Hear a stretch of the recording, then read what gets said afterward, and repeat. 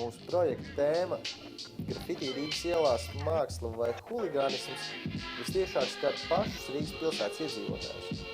Tāpēc šajā video sižetā apskatīsim tieši viņu viedokļus šajā jautājumā.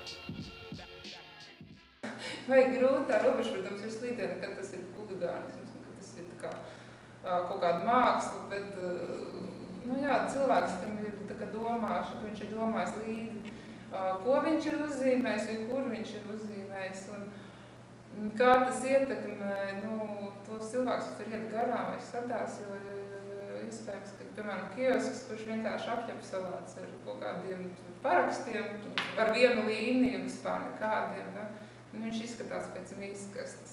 Jautājums ir tieši par grafiti Rīgas ielās.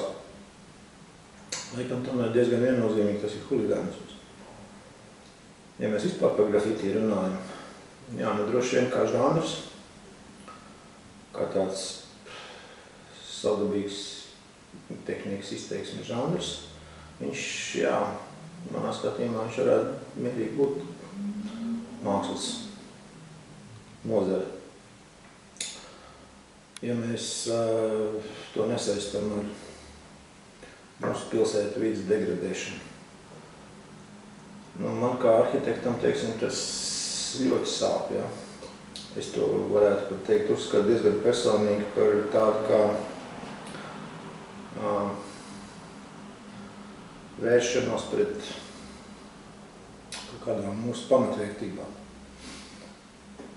Ir vietas, kur ir skaists tas grafiti, ka viņš nosedz pliku kailu sienu, mūri, bet tur jābūt viņam skaistam, ne tikai sašvītotam.